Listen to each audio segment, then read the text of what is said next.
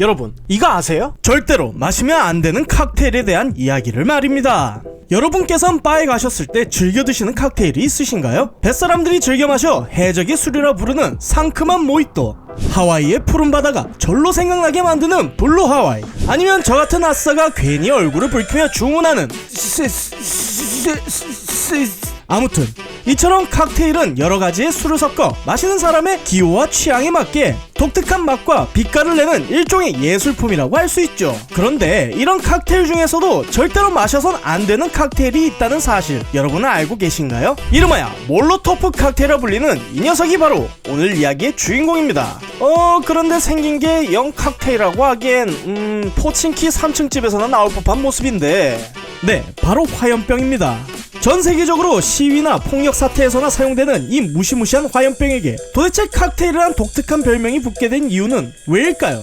시간을 거슬러 2차 세계대전이 벌어지던 당시 강대국이었던 소련은 유럽의 정세가 혼란해진 틈을 타 영토 확장을 위해 눈에 불을 켜고 있었습니다. 그러던 와중 딱 좋은 먹잇감이 눈에 들어왔는데 바로 옆에 붙어있던 핀란드였죠. 이미 몇 차례 국경을 두고 불협화음이 있었던 핀란드는 소련에게 있어선 손에 박힌 가시처럼 항상 거슬리는 존재였었는데, 당시 성공적인 공업화로 빠른 경제 성장을 일궈내 눈에 뵈는 게 없을 만큼 강해진 소련의 입장에선 비교도 안 될 정도로 작은 핀란드는 그동안 비축한 힘을 과시하기에 딱 좋은 타깃이었습니다. 이후 욕심을 참지 못한 소련이 결국 10년간의 불가침 조약을 깨고 전차와 보병을 투입해 핀란드를 침공하게 되었고, 전쟁 초기 핀란드의 수도인 헬싱키에 무차별적인 소위탄 폭격을 가하며 잔인하게 핀란드를 몰아세웠습니다. 직접 핀란드를 도와주진 않았지만 당시의 국제사회는 지금과 마찬가지로 민간인 지역의 공격을 금기시했기 때문에 소련의 이러한 행동에 같은 소속이었던 연합군들마저 손사래를 칠 정도였죠. 그런데 이때 당시 소련의 외무장관이었던 몰로토프가 라디오를 통해 다음과 같은 입장문을 발표했는데 이 내용이 참 어이가 없더라 이겁니다.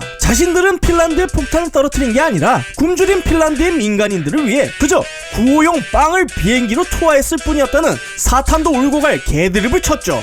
핀란드의 국민들은 이 소식을 듣고 너무나 분개했고 빵 터지는 드립에 소련은 매우 흡족해했죠. 분노한 핀란드는 소련이 자신들에게 보낸 빵 바구니에 어울릴만한 칵테일을 선사하기로 합니다.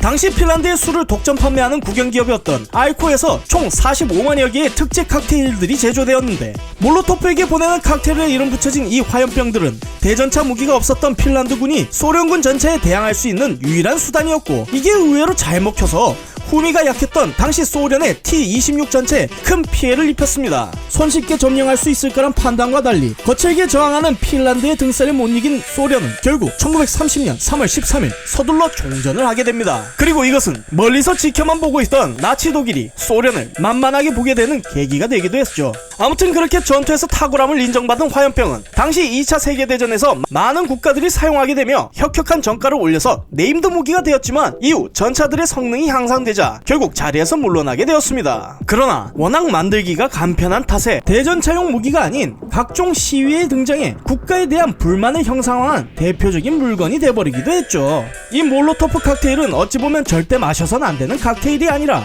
역사에서 함부로 입을 놀리다간 자신의 이름이 후세에도 절대 잊혀지지 않는 부끄러운 낙인이 되어 찍힌다는 교훈을 가져다주는 물건이 아닐까 합니다. 여러분의 생각은 어떠신가요? 몰라도 상관없는 지식 몰상식, 다음 시간에 좀 더 재미난 이야기로 찾아뵙겠습니다. 감사합니다.